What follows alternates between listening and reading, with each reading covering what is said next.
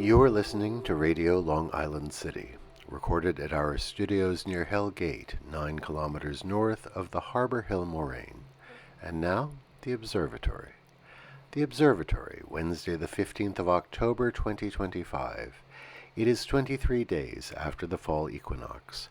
It is 67 days before the winter solstice. By the French Republican calendar, it is the 24th day of Vendémiaire, the day of the Amaryllis, the Amaryllis. The sun rises today at 7:07 a.m. Solar noon takes place today at 12:41 p.m.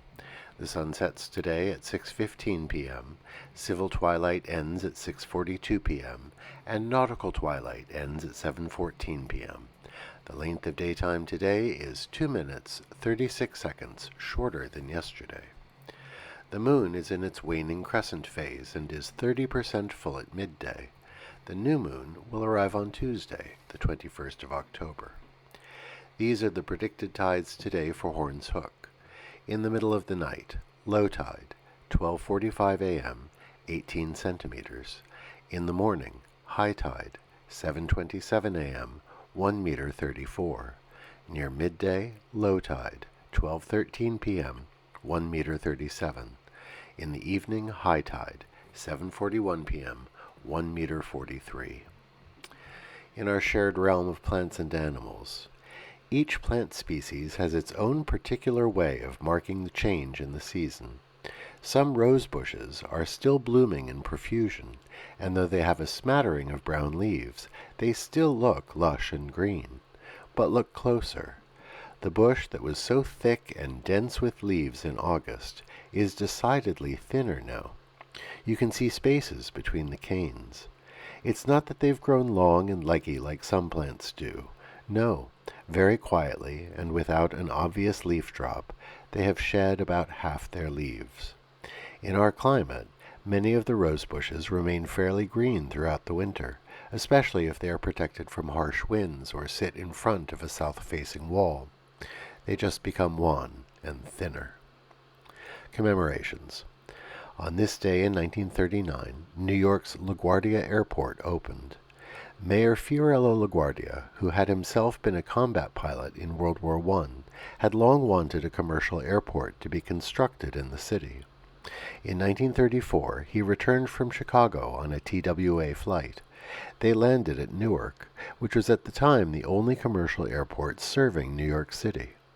The other passengers deplaned, but LaGuardia refused to budge. He said, "My ticket says Chicago to New York. We are not in New York." The airline eventually agreed to fly him to Floyd Bennett Field in Brooklyn. Reporters had been tipped off and were there when LaGuardia emerged from the plane. LaGuardia's stunt propelled the idea of building a new airport within the city limits. North Beach, to the east of Astoria, had a small airport serving seaplanes that landed in Bowery Bay. The site was selected for what would be dubbed New York Municipal Airport.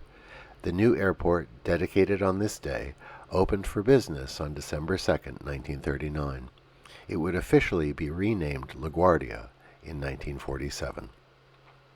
On this day in 1951, the first episode of I Love Lucy aired on CBS television. On this day in 1952, Charlotte's Web, written by E.B. White and illustrated by Garth Williams, was published by Harper & Brothers. On this day in 1966, the Black Panther Party was founded in Oakland, California by Huey Newton and Bobby Seale.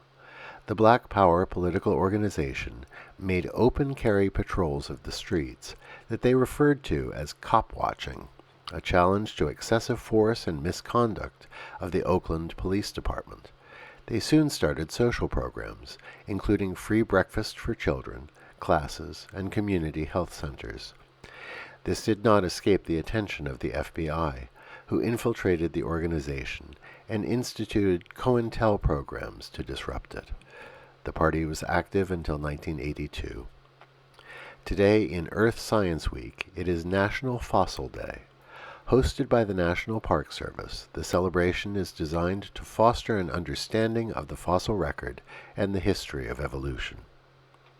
Alternate side of the street parking is suspended in New York City today in honor of Simchat Torah. And that is the Observatory, Wednesday the 15th of October, 2025.